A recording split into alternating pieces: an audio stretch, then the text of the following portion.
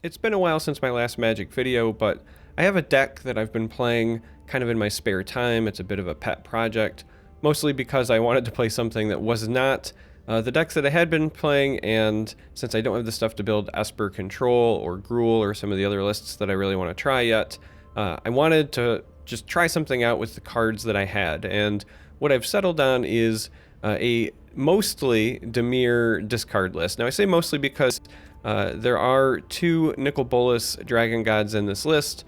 Again, this is mostly me just playing with the cards that I had opened, and this can theoretically be another source of discard, but since I don't own any of the 3-mana Teferis yet, because I haven't opened them, and I don't have a ton of wild cards to just go on a big crafting spree, we're going with Nicol Bolas in a mostly Dimir discard deck. Now, the nice thing is I'm just going to go ahead and pack in 4 Duresses, 4 Thought Erasures, and some other sources of discard, because somebody like myself who plays a lot of the Elder Scrolls Legends might miss hand disruption. Now, the reality is I don't miss it. I think it's really unfun when it happens to me.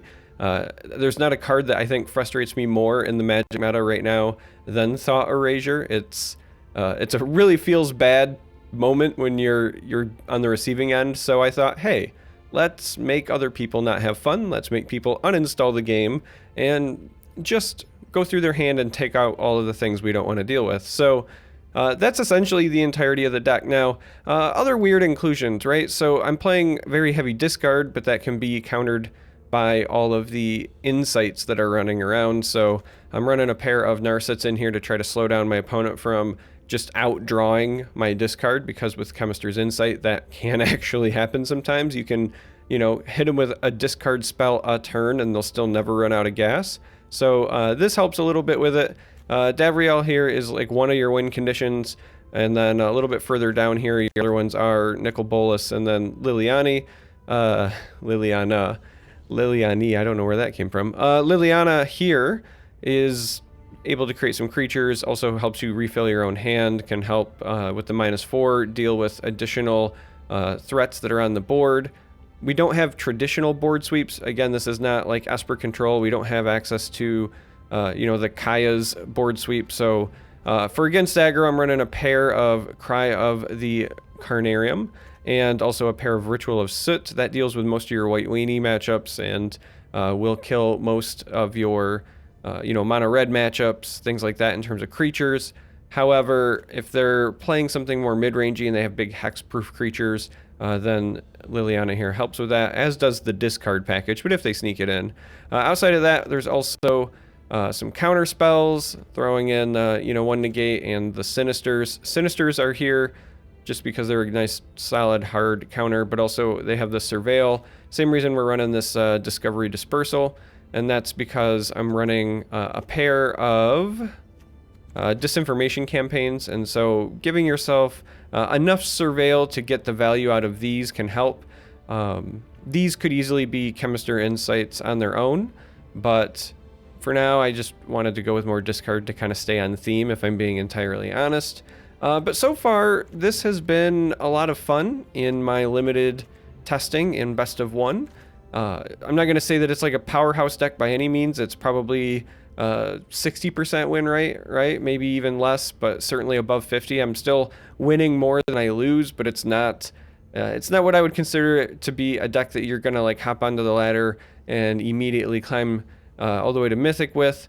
However, when it works, if your goal is to make the other player just have as little fun as possible, when it works, it really works, because they just kind of like lose their hand and then they do nothing for the rest of the game. So anyway, this is the list. Just wanted to showcase it. Now we're going to jump into some games so that you can kind of see how it works and, maybe inspire you to play something a little bit different or a little bit off meta on the ladder, because Magic can be a lot of fun at times when you decide to do something a bit quirky. So we are jumping into the first game here, and this looks okay. We're going first, but we have the Duress with the Swamp, so we can play that right out of the gate. These would be coming into play tapped if it were not for the Swamp. We got a couple of turns to wait before we hit the other disruption options in our hand, but anytime that you can go turn 1 duress, it's a feels good moment. Wow, look at this. We're up against Esper, but they're running Sorin and Enter the God Eternals. This is not your father's Esper, if you will. Let's go ahead and get our search up and running before they have an answer available. Makes me a little bit sad that we didn't have a thought erasure. Usually, in my experience, the way that you can make people just like super concede and feel bad, aw, they hit us with it, is they... if you can go duress, thought erasure, and then another discard option like the disinformation campaign, they'll sometimes just concede right out of the gate. You know what? Let's go ahead and take that. I want to make them get rid of some more. And to see what else they drew. So they still have this hostage taker. And then it's I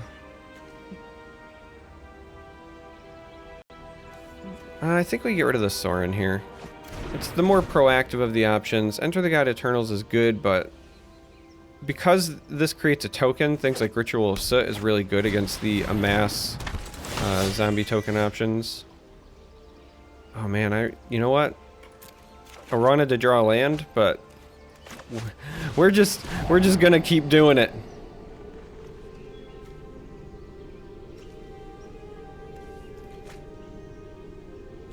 You know what? We'll leave that there as well. Why not?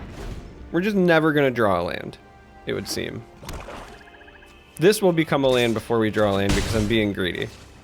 But as you can see, as I said before, we can really make somebody become upset. I mean, this is just going to discard a card and essentially gain us 2 life because they're going to hit us. So I actually think we're going to wait. But you can really make some people upset with the amount of discard that's available in this list. I wish that we had another island option here. Oh. Stand by and watch. It's the absolute worst. Might be a bad idea.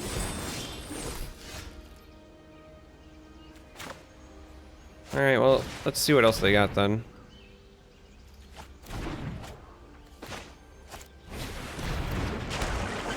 We're gonna have a real problem here, though. Because this thief is gonna come down and we don't have a good answer. There's like 0%. Oh, actually, it's not gonna be the thief, but... this has to go to the graveyard at this point, because we need land. We didn't find it. Alright, well...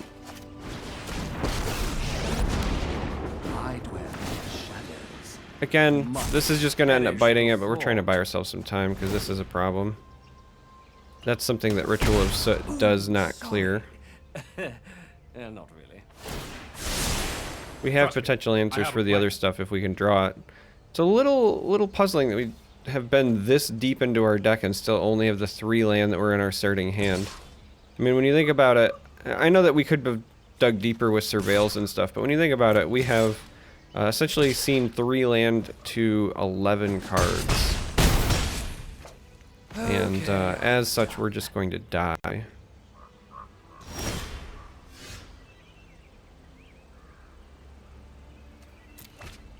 Well, we're going to ship that because we actually need this. Still didn't find another land, though. Well, do they have a counterspell?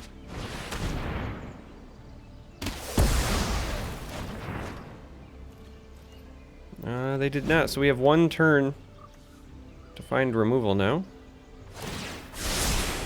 Oh, I don't think we're gonna find it.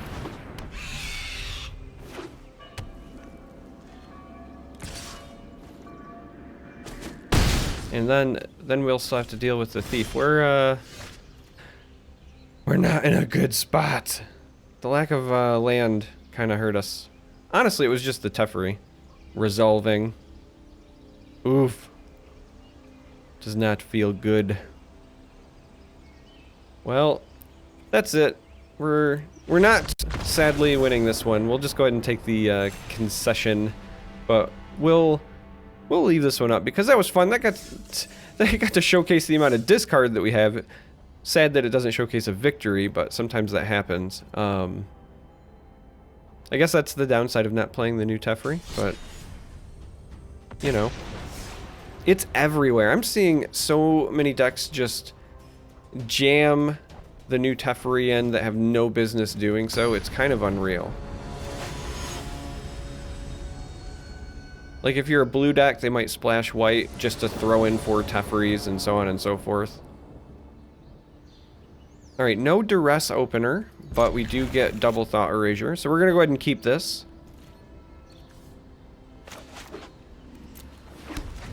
We do also, we have the falls, so we don't have to take damage right away, which is rather nice. Wilds, huh? Interesting. Now, I will say, well, we're gonna be doing it again, gang. I will say that this deck, there's a part of me that wants to slap in some of the proliferate stuff. Wow. So I think we're gonna get rid of one of the Steamkins here. And I think we're gonna leave this on the library because we are gonna learn our lesson from the previous game. And say, hey, I would prefer to not get land hosed here. Alright, so they did go with the Steamkin.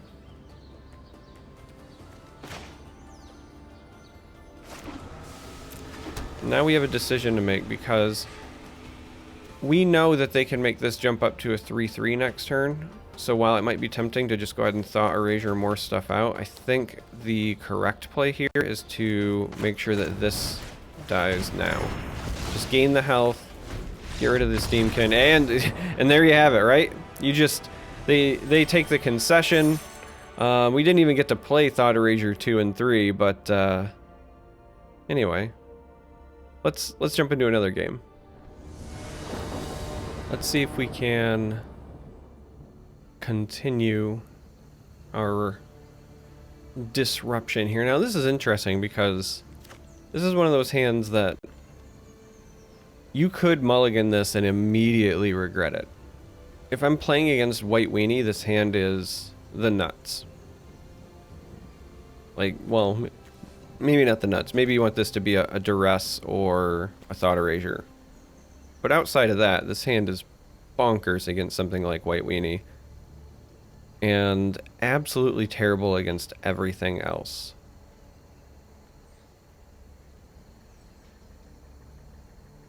I haven't seen White Weenie in so long, though. We're gonna mulligan this. I might end up regretting this. Alright, we'll keep this. Because we have the Thought Erasure. We're going to be pretty proactive in the early game, and we already have another counterspell. I think we send the negate to the bottom. Try to find another land. Alright. Feel so far justified. Would have felt really bad if they would have started with a plains and a little weenie body. Uh-oh. Potentially the mirror that's not actually a mirror. Let's go take a peek. Yeah, this is the 8 Bolas deck, I believe.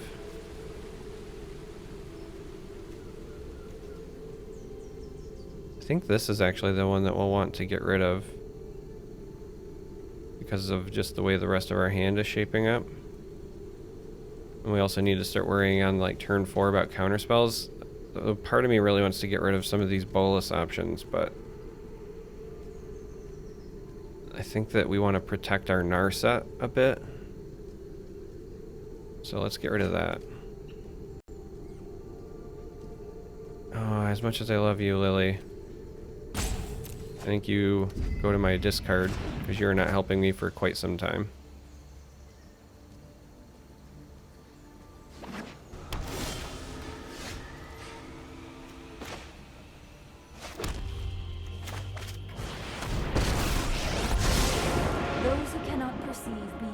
Alright, let's go ahead and take a peek here. And we'll grab ourselves another Thought Erasure. And hope that our opponent has not found a 4th land yet. Oh, they're gonna, I think, take my Thought Erasure. They're gonna know that I'm sitting on counter spells now, so.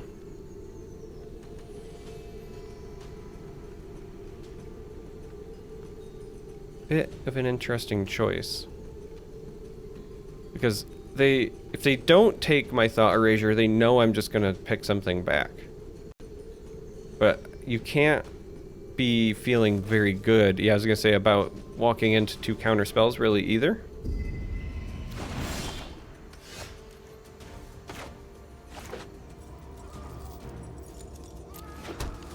And they also did not find another land, so that means that this disinformation campaign is potentially really decent as well. Put thoughtfulness before action.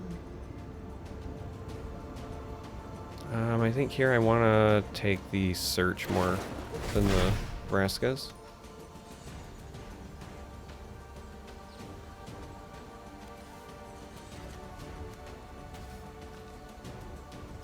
So the risk here is that we don't have removal for Bolas.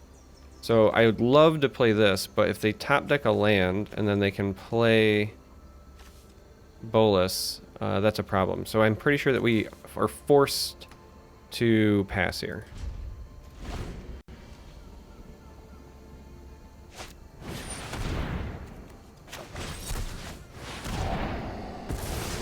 We also don't really want that to be a thing. We want the land though, because we want to be able to play our own search this turn, while leaving enough mana open for another counter spell. Because again, we essentially right now can't let Bolas resolve. And by denying the Bolas, we get another concession. So, as I was saying, the list, when it works, just really works. Like, you can feel the frustration coming from opponents when you kind of raid their hand and then sit on it. So these games are going fast because of the concessions. So normally for these videos I talk about the list and then I do 2 games worth of gameplay, but we're gonna hop into one more just so that, you know, we can see how it goes, and we'll see how it goes, win or lose here. Because, you know, even if I lose, at least you'll have something that you could have watched. Because I will say that the list, it's hard to like showcase the list if the games are taking all of, you know, 4 minutes, because it's like discard, counterspell, concede. It's not really a game. All right, now we've got an interesting decision. On the one hand, we have a Thought Erasure and a Negate, and we're 1 land draw away from Narset. We do also have that Discovery there, so if we get 2 drummed up, we're okay. Like, we only have 2 lands, but we have 3 cards we can play with 2 lands. I think we keep this. This is risky, though. If I was, I'll put this out there. If I was in a tournament, I would strongly consider mulliganing that. But I'm not in a tournament. We're here, kind of playing for fun. And we have the Thought Erasure, so we need to do this one so that we can play the Thought Erasure this turn. Wow. This appears to be Esper control. We don't really care about them nuking our creatures. This is annoying, but not necessarily a bad thing at the moment. I think we actually take the Contempt here. We'll leave that there. Because now that we got rid of the Contempt... So our options would be Narset or Davriel, but I think right now, unless they top decked an answer, we'll just go ahead and tidy up in there. Annoy them a bit.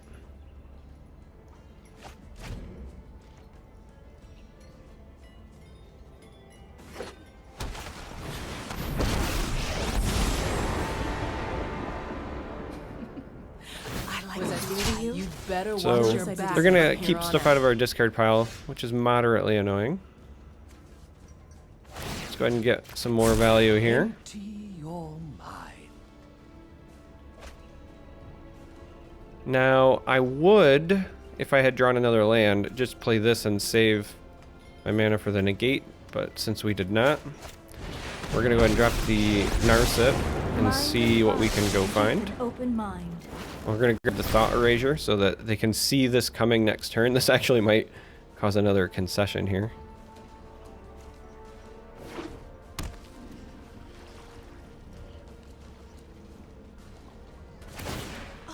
We just need to find ourselves a land to deal with that, but we have not yet, so...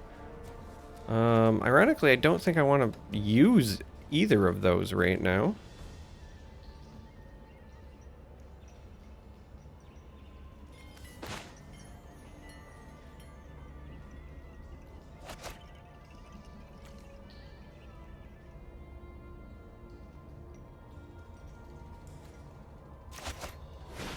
Yeah, let's go ahead and do this.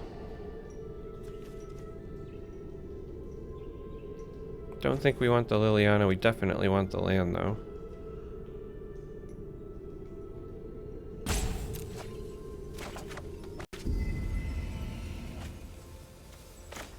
And I actually think we'll pay the life here, because I want the negate available. But yeah, so we have these two discard options, but we honestly don't want to deal with either of those. We would like to find an answer to this, if possible.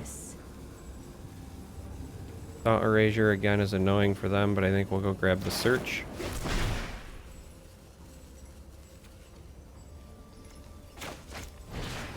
And now that we've found Search, we'll make sure that we get rid of Mortify,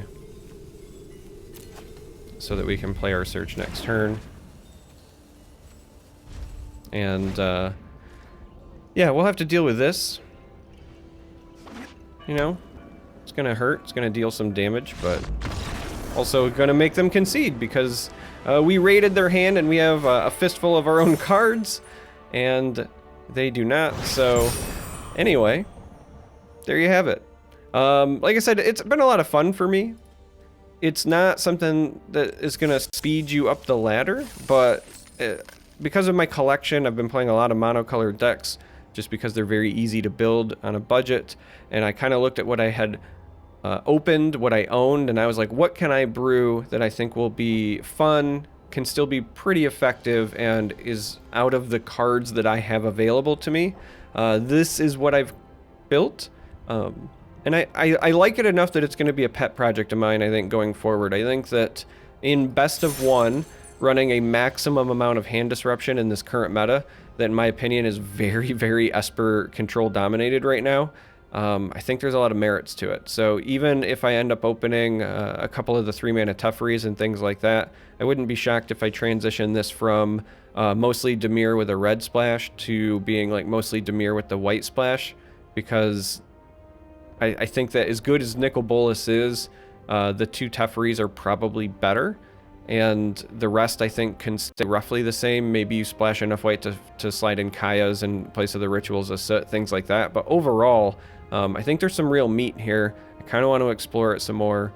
But if you made it this far, and you're still listening to me ramble, I really appreciate it. Thank you for watching, and I hope to catch you in the next video.